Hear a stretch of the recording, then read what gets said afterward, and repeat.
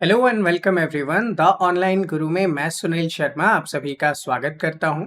जैसा कि आप सभी जानते हैं, सैनिक स्कूल एंट्रेंस एग्जाम इस बार लेट हो रहा है। 5 अप्रैल 2025 के दिन ये एग्जाम कंडक्ट किया जा रहा है और रिसेंटली इसका एडमिट कार्ड भी जारी हो चुका है। तो आप सभी ने देखा होगा कि एडमिट कार्ड के साथ बहुत सारे इंपॉर्टेंट इंफॉर्मेशन और बहुत सारे इंपॉर्टेंट इंस्ट्रक्शंस भी आए हैं।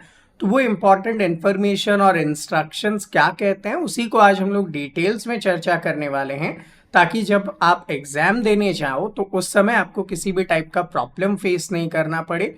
आपको क्या क्या लेकर जाना है, क्या आप नहीं ले जा सकते हो, एंड ऑल दैट थिंग जो एग्जाम में अपीयर होने से पहले आप सभी को गाइड करेगा, उसी से रिलेटेड आज का सेशन है। तो चलिए स्टार्ट करते हैं। अब अगर मैं स्टार्ट करता हूं, उससे पहले आप लोगों को एक बार रिकॉल करवा देना चाहूँगा कि आपका स्कीम और सिलेबस क्या है। देखिए, ये वीडियो क्लास 6 और क्लास 9 दोनों के ही एंट्रेंस एग्जाम्स के लिए है। बारी बारी से मैं जैसे पहले क्लास 6 की बात करूंगा, फिर क्लास 9 की बात करूंगा। दोनों ही लोगों के लिए ये कॉमन वीडियो होने वाला है। सबसे पहले क्लास 6 एंट्रेंस की बात करता हूं। तो देखिए, आपको पता है कि आपका पेपर 300 मार्क्स का है और 125 क्वेश्चन जो हैं वो इसमें पूछे जाने रहेंगे। अब इसमें से लैंग्वेज का पेपर 25 क्वेश्चंस 2 मार्क्स करते हुए, मैथमेटिक्स 50 क्वेश्चंस 3 मार्क्स के हिसाब से, इंटेलिजेंसी 25 क्वेश्चन 2 मार्क्स के हिसाब से, जीके 25 क्वेश्चन 2 मार्क्स के हिसाब से आपका पूछा जाएगा। अब इसमें सबसे इम्पॉर्टेंट क्या है, बच्चों को ये ध्यान रखना है कि किस सीक्वेंस में वो पेपर को सॉल्व करेंगे। तो मेरा प्रेफर्ड ये होता है कि आप सबसे पहले एक काम करो, लैंग्वेज को कर लो, क्योंकि आप पढ़ोगे और आंसर कर दोगे। ठीक है, आपको मिलने वाला है 2 hours and 30 minutes का टाइम। इसमें क्लास 6 की बात कर रहा हूँ। अब 30 मिनट तो आपका चला जाएगा OMR फिल करने में, तो इस 30 मिनट को मैं काउंट नहीं करूँगा, मैं काउंट करूँगा इस 2 hours को। तो मानता हूँ 25 क्वेश्चंस आपको पढ़ने हैं और बस ये डिसाइड करना है कि आंसर क्या है। मैक्स टू मैक्स आपको 10 मिनट का समय लगेगा। सेम एज दूसरे नंबर पे आप जीके कीजिएगा, यहाँ पे भी आपको 10 मिनट का समय लगेगा। एंड इंटेलिजेंसी के क्वेश्चन में ओवरऑल मान सकता हूँ कि आपको 30 मिनट का समय लग जाएगा। बचे हुए 70 मिनट का जो टाइम है आपके पास, उसको आप इन्वेस्ट करेंगे मैथमेटिक्स में। एंड सीक्वेंस मेरे हिसाब से होना चाहिए, लैंग्वेज को और जीके को फर्स्ट सेकंड कर लीजिए, देन आफ्टर नंबर 3 पे इंटेलिजेंसी को कीजिए और लास्ट में मैथ्स को रखिए। अब आप कहेंगे कि सर मैथ्स का वेटेज इतना ज़्यादा है, उसके बाद भी मैथ्स को लास्ट में क्यों रखना है। लॉजिक बस इतना सा है क्योंकि कई बार क्या होता है, मैंने ये देखा है कि बच्चे जब मैथ्स को सॉल्व कर रहे होते हैं तो उन्हें टाइम का अंदाज़ा नहीं होता है, वो भूल जाते हैं कि इतनी देर में मुझे सबमिट करना था। एंड जब तक उन्हें पता चलता है कि मेरे पास तो सिर्फ आधा घंटा ही बचा है, उस टाइम पे उनके पास बहुत सी चीज़ें पेंडिंग होती है। ये प्रॉब्लम आपके साथ ना आए, इसलिए इस सीक्वेंस को आप फॉलो कीजिएगा। पहले लैंग्वेज, जीके, इंटेलिजेंसी और लास्ट में मैथ्स, और टाइम लिमिट का ध्यान रखेंगे। 10 मिनट जीके और इंग्लिश के लिए, एंड 30 मिनट्स रीजनिंग के लिए और 70 मिनट्स मैथ्स के लिए आपके लिए मोर देन इनफ होगा, सफिशिएंट होगा। आप आराम से क्या कर सकते हैं, इसको कंप्लीट कर सकते हैं। तो इसका आपको थोड़ा सा ध्यान रखना पड़ेगा।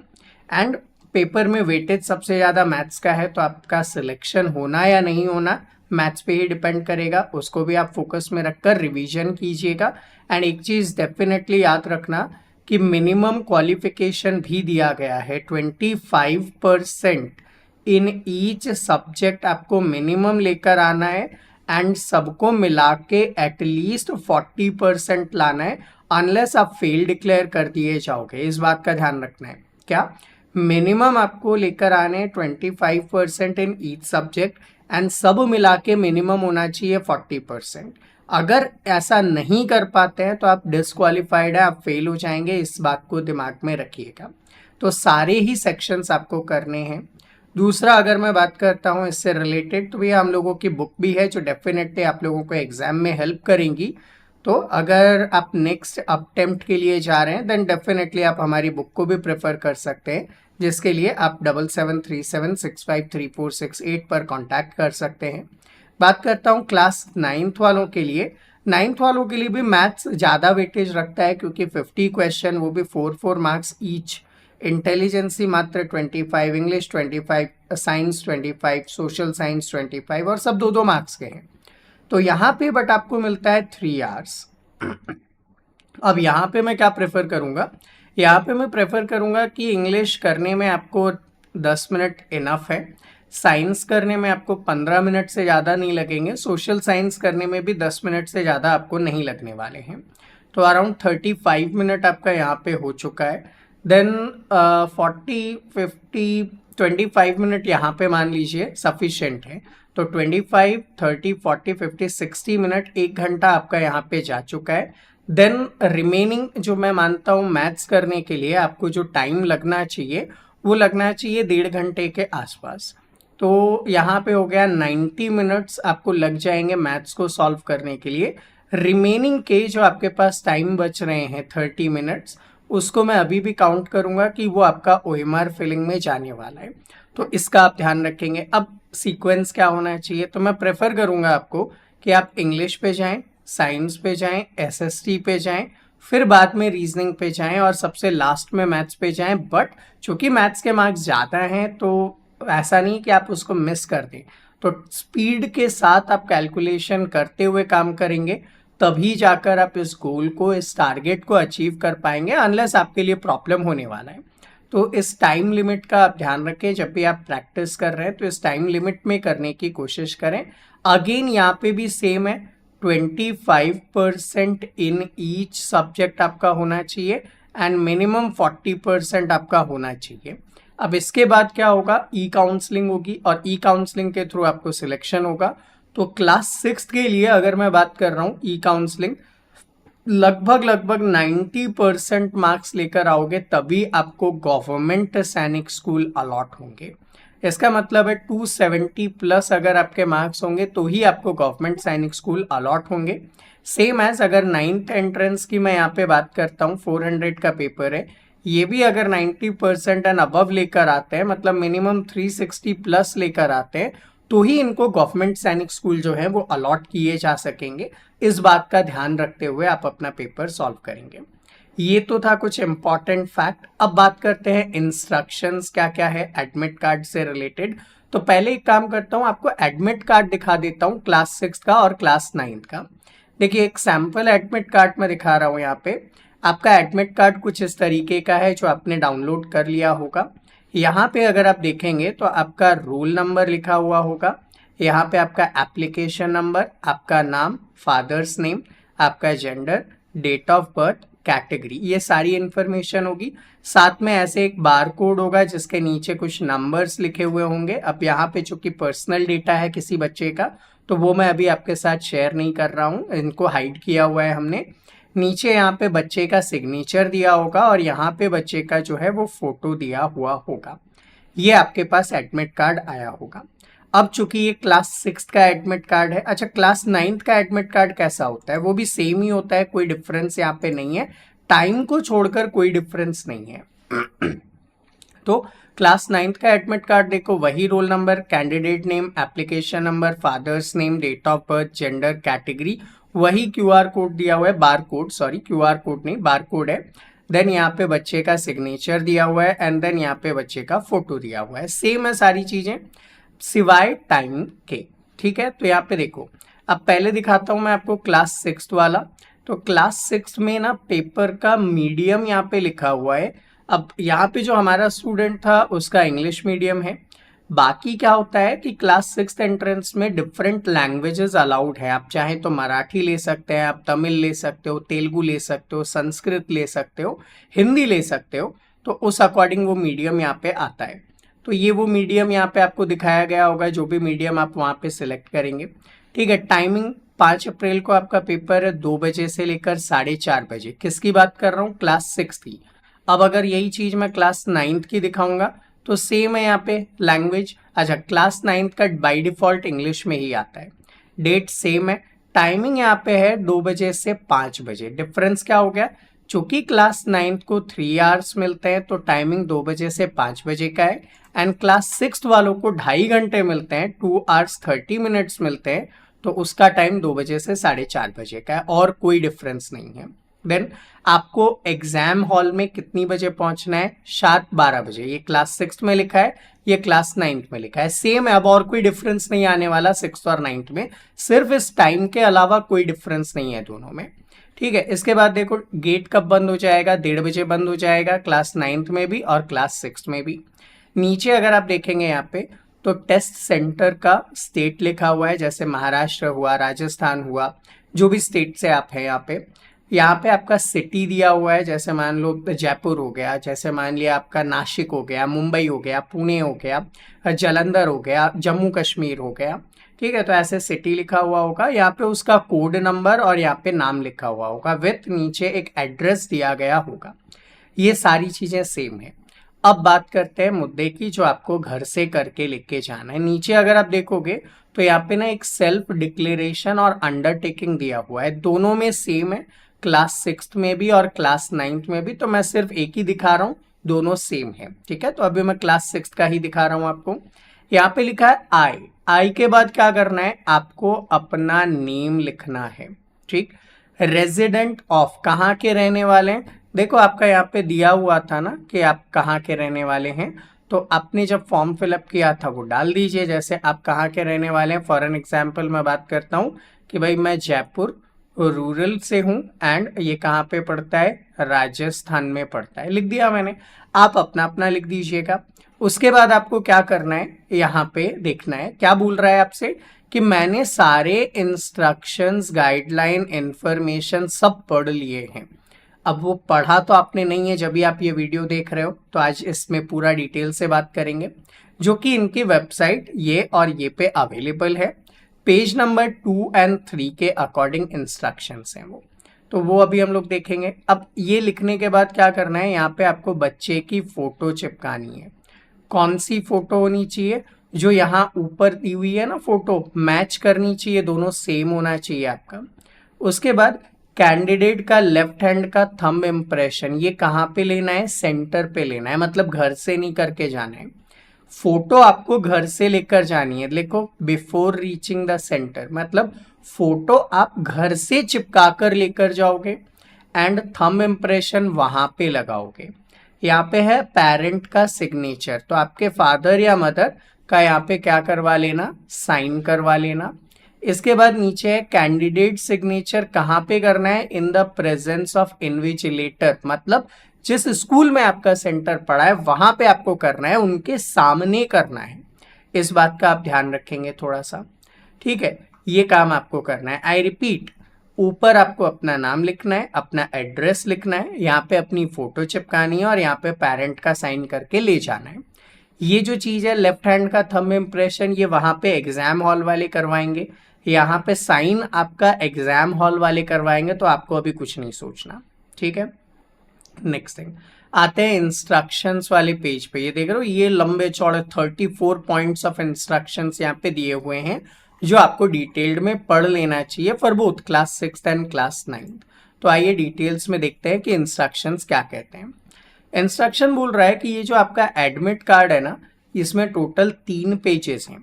जितने हमारे स्टूडेंट्स हैं उनको हम लोगों ने डाउनलोड करके फॉरवर्ड किया है, 3 पेजेस हैं वो।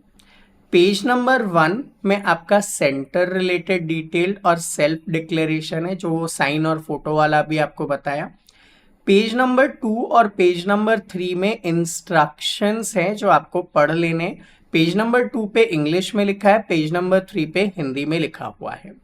ये आपको डिटेल्ड में पढ़ लेना है। चलिए हम लोग वही पढ़ रहे हैं। नंबर 2 क्या कर देना है आपको, साथ में ये भी ध्यान रखना है, पेज नंबर 1 पे जो सेल्फ डिक्लेरेशन है वहां पे सिग्नेचर ऑफ पेरेंट और candidate required to be submitted to the invigilator at the exam centre. वो जो आप साइन करवा के लेकर जाओगे ना, ये वाला यहाँ पे दिखा देता हूँ आपको वापस से। ये जो आपने यहाँ पे साइन करवाया था, ये आपको क्या करना पड़ेगा, उनको हैंड ओवर कर देना पड़ेगा, दे देना पड़ेगा। तो उसके लिए आप प्रिपेयर रहना। दूसरा, all candidates are required to download and read carefully the instructions, और उनका पालन करेंगे, important है। as soon as the admit card is downloaded, आपको क्या करना है, check the details carefully, और अगर उसमें कोई भी गलती हुई तो आपको NTA को बताना है ईमेल करते हुए इस ईमेल एड्रेस पे, इसमें जो फ़ोन नंबर दिए हैं उस पे आप फ़ोन भी कर सकते हैं। अब गलती का मतलब क्या है? गलती का मतलब ये है, जैसे सपोज करता हूँ बच्चे का एप्लीकेशन नंबर, आपने जब फॉर्म भरा था तो 201 ऐसे कुछ तो भी नंबर था, लेकिन प्रिंट आउट में अलग नंबर लिखा हुआ आया है। बच्चे की स्पेलिंग मान लीजिए HARSH था, उसमें आ गया HRASH, स्पेलिंग गलत हो गई। फादर्स के नेम में गड़बड़ हो गई, जेंडर मेल था फीमेल लिखा हुआ आ गया, डेट ऑफ बर्थ गलत लिखा हुआ आ गया। अगर ऐसी कोई गलती है आपके एडमिट कार्ड में तो आपको क्या कर देना है, एनटीए को इन्फॉर्म करना है ये ईमेल एड्रेस पे, और इस नंबर पे आप कांटेक्ट कर सकते हैं। दूसरी चीज, मान लिया गलती से आपने ना मल्टीपल टाइम अप्लाई कर दिया, ठीक है, मान लिया गलती से आप पे एक साइबर कैफे पे गए थे फॉर्म फिल करने के लिए, साइबर कैफे वाले ने बोला भैया अभी तो वेबसाइट नहीं चल रही है, मैं बाद में भर दूंगा। आपने वेट नहीं किया और आप गए घर पे और आपने खुद से मोबाइल से भर दिया। ऐसा अगर कभी हुआ है आपके साथ, आपने एक से ज्यादा फॉर्म भरे हैं, आप सिर्फ एक ही बार एग्जाम दे पाओगे, तो क्या करना, एक ही एडमिट कार्ड पे एग्जाम दे पाओगे। और ये ध्यान दे लेना कि जिसमें फॉर्म एग्जैक्टली करेक्ट है उसी में एग्जाम देने जाना, गलत डिटेल्स पे एग्जाम देने मत जाना, आप फंस जाओगे बाद में। तो एग्जैक्ट गलत डिटेल्स नहीं, सही डिटेल्स पे काम करेंगे आप। नेक्स्ट, एडमिट कार्ड प्रोविजनल है, आपको जब सिलेक्ट हो जाओगे उसके बाद ये प्रूव करना पड़ेगा कि भाई मेरा ही नाम है ये, मैं ही था ये, ठीक है, मेरा ही आधार कार्ड है, वो सब देना पड़ेगा। ये लो मेरा बर्थ सर्टिफिकेट। मतलब क्या होता है ना, एग्जाम्पल देता हूँ, कुछ बच्चे जो एलिजिबल नहीं है, उनका एज अभी कम है, लेकिन वो प्रैक्टिस करने के लिए एग्जाम दे देते हैं। कई पेरेंट्स प्रैक्टिस के लिए एग्जाम दिलवाते हैं, ठीक है, तो एग्जाम दे दिया इट, और मान लो आप सिलेक्ट भी हो गए, ठीक है, एग्जाम दे दिया, मान लो बच्चा अभी क्लास 3 में है, एलिजिबल नहीं है, डेट ऑफ बर्थ नहीं है, लेकिन उसने एग्जाम दिया, बच्चा इंटेलिजेंट था और सिलेक्ट हो गया, तो उसका सिलेक्शन वैलिड नहीं होगा। क्यों? क्योंकि बाद में आपको अपना एलिजिबिलिटी प्रूव करना पड़ेगा। कैसे? आपको बर्थ सर्टिफिकेट देना पड़ेगा, बर्थ सर्टिफिकेट में वो चेक कर लेंगे, अरे इसमें तो डेट ऑफ बर्थ गलत है। तो इस चीज का ध्यान रखें कि एडमिट कार्ड सिर्फ आपको एग्जाम देने की एलिजिबिलिटी है, इट डजेंट मीन्स कि आप फाइनली हो गए हैं एकदम। Next, it is non transferable, तो ऐसा नहीं हो सकता कि आप अपनी जगह अपने किसी भाई को भेज दो कि यार मुझे तो बुखार आ रहा है, तू जाके दिया पेपर, ऐसा नहीं कर सकते हो आप, ठीक है। अगर कोई ऐसा पाया गया तो लीगली पनिशेबल ऑफेंस है, उसको जेल हो सकती है, ठीक है, उसके अगेंस्ट एक्शन लिया जा सकता है। Next, request for change of exam centre will not be entertained. भाई जब आपने फॉर्म फिलअप किया तो आपने 5 एग्जाम सेंटर के नाम डाले थे, उन 5 में से एक आपको मिला है। अब अगर आप उनको बोलते हो नहीं सर मेरे को ना वो एग्जाम सेंटर दूर पड़ रहा है, बदल दो ना, वो पहले नंबर वाला दे दो ना, नॉट अलाउड, ठीक है, ऐसा कोई भी चेंज नहीं होगा। आपको जहां एडमिट कार्ड में लिखा है वहीं जाना है। It is suggested that the candidate may verify the location and venue one day before. मान लो आपका लिखा हुआ आ गया है ABC पब्लिक स्कूल नासिक। अब नासिक में ना 3 ABC पब्लिक स्कूल है, मान लो उसी स्कूल की 2 ब्रांचेस हैं, कौन से वाले ब्रांच में आपका पेपर है, पहले एक दिन पहले जाके कंफर्म कर लेना कि भैया यही है ना। पता चले लास्ट टाइम पे आप गए वहां तो गेट बंद मिला, फिर आप भागोगे दूसरे वाले पे, तो वो ना हो, इसलिए एक दिन पहले आप जाकर कंफर्म कर ले लोकेशन, ताकि लास्ट टाइम पे आपको दिक्कत ना आए। नेक्स्ट, आपको इंडिकेटेड टाइम पे जो रिपोर्टिंग और एंट्री टाइम है उसी टाइम पे पहुंच जाना है। तो यहाँ पे अगर मैं बात करता हूँ एडमिट कार्ड की, तो रिपोर्टिंग टाइम क्या दिया हुआ है आपको यहाँ पे 12 नून, तो आपको एग्जैक्ट 12 बजे वहां पहुंच जाना है, इस चीज का आप ध्यान रखेंगे।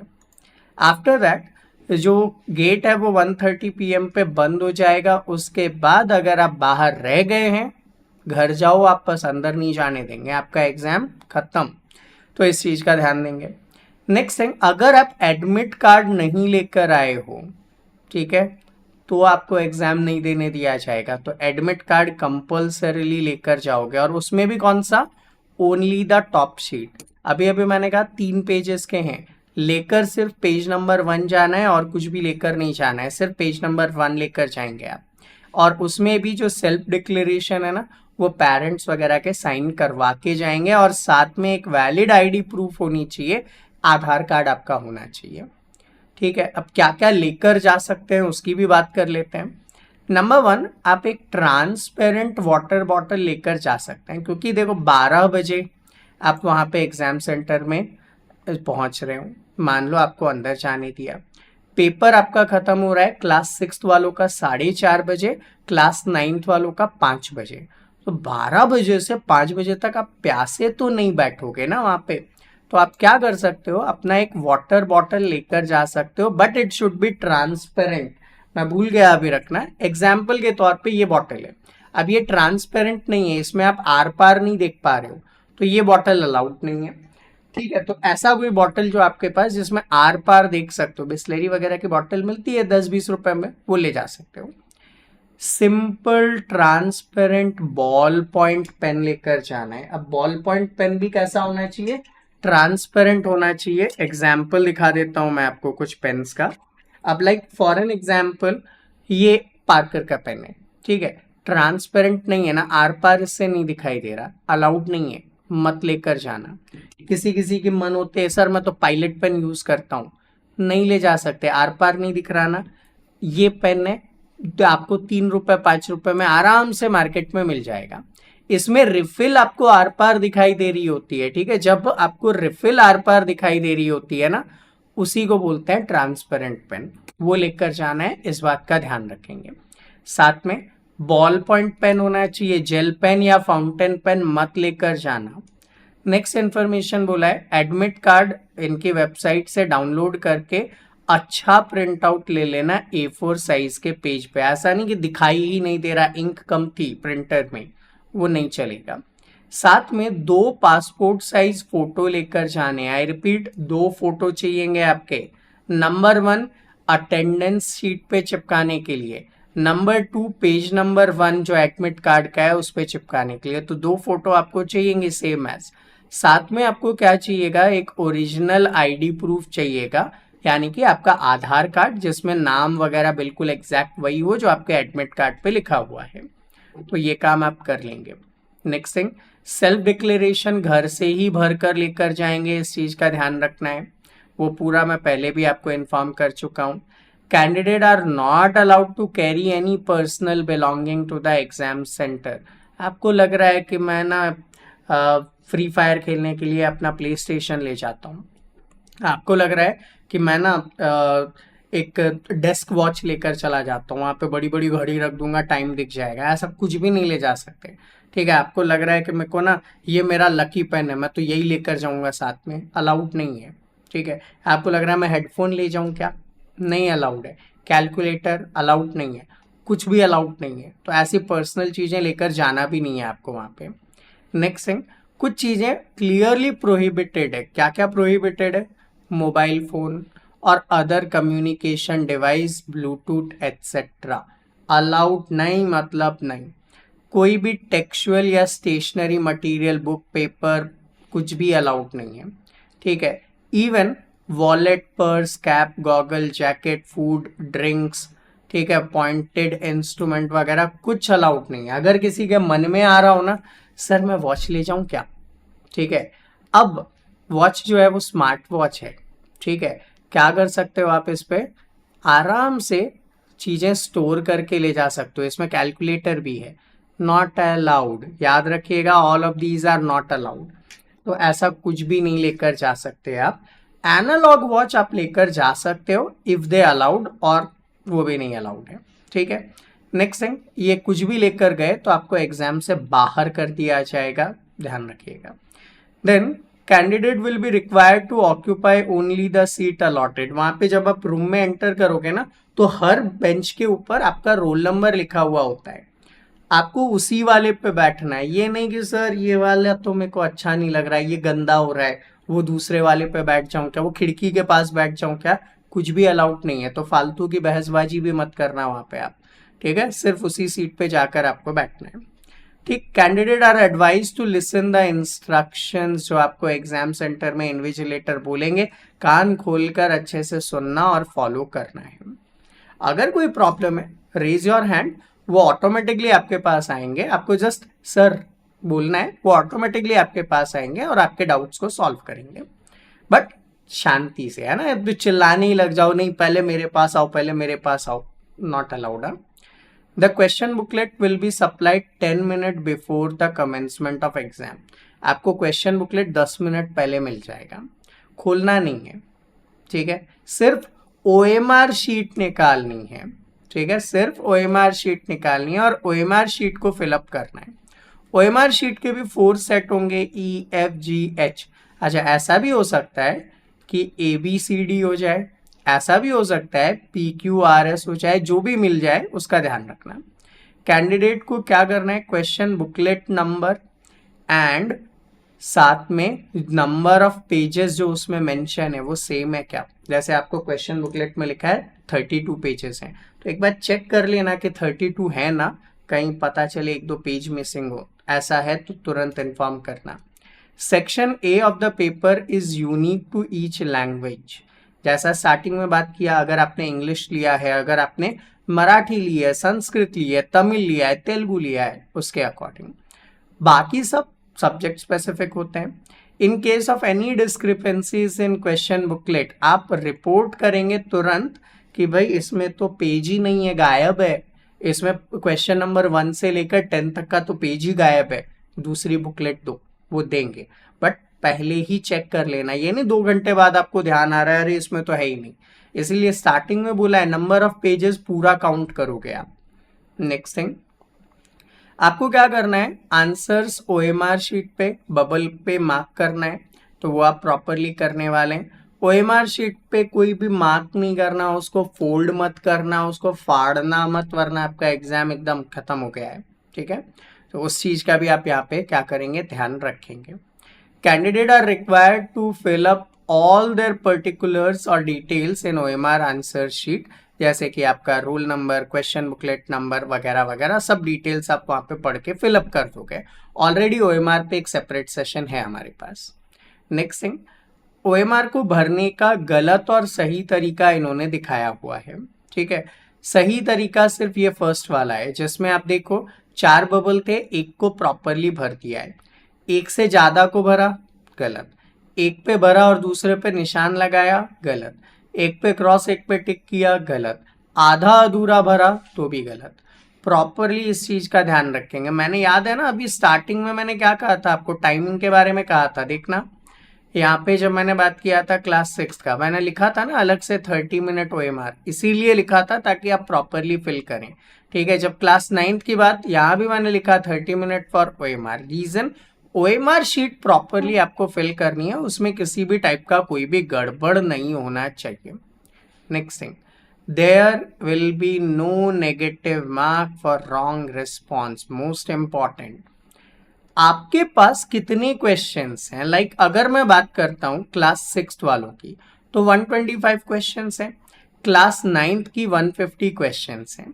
अब ये लाइन क्या समझाने की कोशिश कर रहा है कि भैया 6th वाले को 125 क्वेश्चन और 9th वाले को 150 क्वेश्चन पूरे के पूरे भर के आने हैं, चाहे आता है या नहीं आता है, छोड़ के मत आ जाना। द रीजन, मान लिया क्लास 6 का एग्जाम्पल दे रहा हूं, आपके पास कितने क्वेश्चन है, 125, मान लो इसमें से 100 क्वेश्चन आपको आता है, आपने भर दिया, 25 क्वेश्चन आपको नहीं आता है, आप खाली छोड़ के आ गए, तो क्या होगा, उसके मार्क्स मिलेंगे क्या आपको, नहीं मिलेंगे।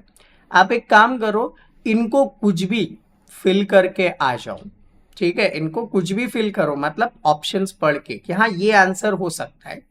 अगर मान लिया इस 25 में से 10 क्वेश्चन भी सही हो गए ना, उस 10 के मार्क्स मिल जाएंगे आपको, और अगर खाली छोड़ के आए ना तो 0 है आपके पास।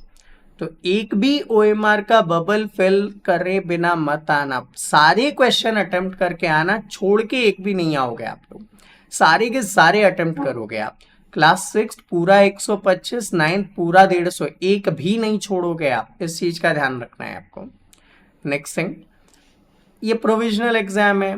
बाद में जब आप सिलेक्ट हो जाओगे तो आपका डेट ऑफ बर्थ, आपका डोमिसाइल, कैटेगरी वगैरह सब का क्या होगा, वेरिफिकेशन होगा, ओरिजिनल डॉक्यूमेंट्स मांगेंगे, चेक करेंगे और उसके बाद आपका फाइनल सिलेक्शन होगा। एग्जाम हॉल में जब तक वो लोग नहीं बोले आप बाहर नहीं आ सकते।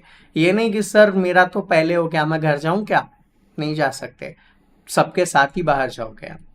ठीक है, एग्जाम खत्म होने के बाद उनके इंस्ट्रक्शंस का वेट करें, वो जब बोलें जैसे बोले वैसे आपको काम करना है।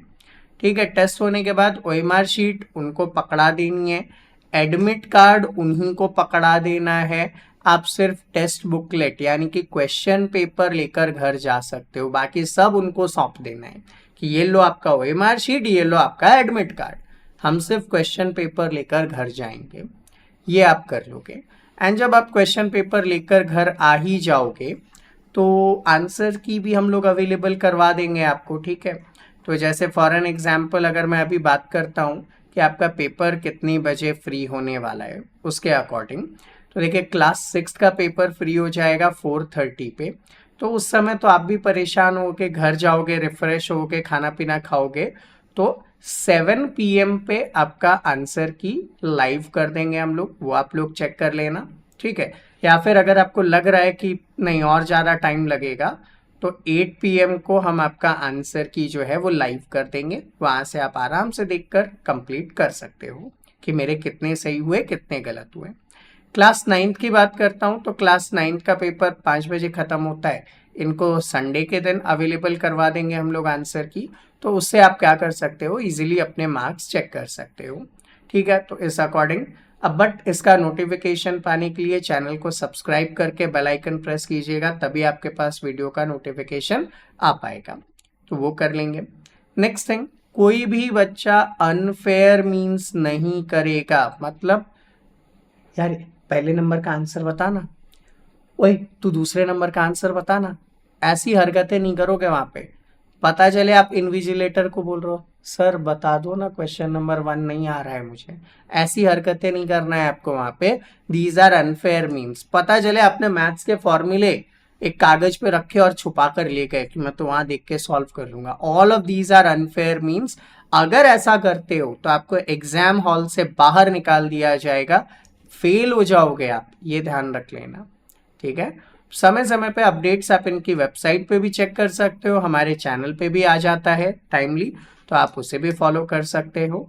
एंड देन जब आपका रिजल्ट आ जाएगा, लगभग 1.5 महीने में रिजल्ट आ जाएगा, उसके बाद काउंसलिंग होगी जो कि ऑनलाइन काउंसलिंग होगी, उसके थ्रू आपका फाइनल सिलेक्शन होगा। तो जितने भी हमारे स्टूडेंट्स हैं उनका काउंसलिंग हम ही लोग करते हैं, तो टेंशन फ्री रहना है आपको। तो उस काउंसलिंग प्रोसेस से रिलेटेड डिटेल्स भी जो हमारे स्टूडेंट्स नहीं हैं उनके लिए टाइम टू टाइम मैं अपलोड करता हूं, बट ऑफिशियल अपडेट्स आने के बाद। बाकी कई लोग हैं जो आज ही आपको बता देंगे कि ऐसे ऐसे करना है, पिछले साल भी उन लोगों ने बताया था बट वेबसाइट ही बदल गई थी, तो बताओ क्या निकला उसका सेंस। तो बहुत सारे लोग आपको मिलेंगे जो व्यूज लेने के चक्कर में कुछ भी रबिश आपके साथ शेयर कर रहे होंगे। ठीक है, बट मैं एक दिन लेट आऊंगा लेकिन ऑथेंटिक इंफॉर्मेशन आपके साथ शेयर करूंगा, इस चीज का आप ध्यान रखेंगे। जिस दिन ऑफिशियल नोटिफिकेशन आता है उसके अगले दिन मैं आऊंगा, लेकिन मैं जब भी आऊंगा आपके साथ ऑफिशियल और 100% एक्यूरेट डिटेल्स शेयर करूंगा। मुझे व्यूज से कोई लेना देना नहीं, मैं आपको मिस इन्फॉर्मेशन नहीं देने वाला, इस चीज का आप ध्यान रखेंगे। तो कई पेरेंट्स में अर्जेंसी होती है कि सर वो लोग तो ऐसा ऐसा बोल रहे हैं, आप क्यों नहीं बोल रहे हो, क्योंकि भैया आया ही नहीं है, जब आएगा तो मैं ऑटोमेटिक आऊंगा और आपके साथ डिटेल्स शेयर करूंगा, तो इसके थ्रू आपको कंप्लीट डिटेल्स मिल जाएगी। एंड थोड़ा सा अपने बारे में अब इंट्रोड्यूस कर देना चाहूँगा। मैं हूं सुनील शर्मा एंड फाउंडर हूं द ऑनलाइन गुरु का। हम लोगों के यहाँ पे ऑनलाइन क्लासेस अवेलेबल हैं for Sainik school, military school, RIMC, Gurukul, oak grove and various other entrance exams के लिए। इवन हमारे सिलेक्शंस भी हैं जिन्हें आप हमारी प्लेलिस्ट पे जाकर देख सकते हैं, सिलेक्शंस वाले पे, तो वहाँ से आपको मिल जाएगा। रेगुलर हम लोग लाइव सेशंस लेते हैं, लाइव सेशंस होता है ठीक है। लाइव सेशन गूगल मीट के थ्रू लिया जाता है, जिसके थ्रू इजीली आप अपना प्रिपरेशन कर सकते हैं। After that doubt solution classes भी रहती है, ताकि बच्चे का डाउट्स खत्म हो जाए। रिवीजन के लिए रिकॉर्डेड वीडियोस हैं। Limited batch size 30 student in a batch. उसके बाद हमारा एडमिशन क्लोज हो जाता है, तो उसके बाद हम एडमिशन नहीं लेते। कई जगह पे ऐसा होता है कि एक ही बैच में 100-200 बच्चे होंगे, उन पे अटेंशन नहीं होगा। हमारे यहाँ पे मैक्सिमम 30 बच्चे होंगे, लेकिन उन 30 बच्चे का अटेंशन होगा, एक एक बच्चे के डाउट्स पूछे जाएंगे। तो ये हम प्रॉमिस कर सकते हैं। वीकली टेस्ट सैटरडे संडे के दिन। सिलेबस हो जाने के बाद previous year question paper and mock test paper भी आप लोगों के साथ शेयर किए जाते हैं, ताकि बच्चे का प्रैक्टिस अच्छा हो सके और बच्चा अपने एग्जाम में अच्छे मार्क्स अचीव कर सके। तो अगर आप हमारे साथ जुड़कर प्रिपेयर करना चाहते हैं तो 10 AM से लेकर 2 PM के बीच में आप मुझे कॉल कर सकते हैं on 7737653468। I request 10 AM to 2 PM। बाकी टाइम पे क्लासेस होती है, तो आपके कॉल का आपको रिस्पॉन्स नहीं मिलने वाला है, अनलेस आप फिर व्हाट्सएप पे मैसेज ड्रॉप कर दीजिए, नेक्स्ट डे आपके पास रिटर्न कॉल आ जाएगा। सो स्टूडेंट, ये था हमारा आज का सेशन। आई होप आप लोगों के लिए इन्फॉर्मेटिव और हेल्पफुल रहा होगा। ऐसे ही इन्फॉर्मेटिव और हेल्पफुल सेशंस के लिए चैनल को सब्सक्राइब कीजिए, हमें फॉलो कीजिए, बेल आइकन प्रेस कीजिए, ताकि टाइमली आपको नोटिफिकेशंस मिल सके। मिलते हैं आपसे अगले सेशन में। All the very best. और आज भारतीय नववर्ष भी है, तो उसकी भी आप सभी को बहुत सारी शुभकामनाएं। आप इस नववर्ष में अपने गोल को अचीव करेंगे। All the very best. Best of luck. जय हिंद।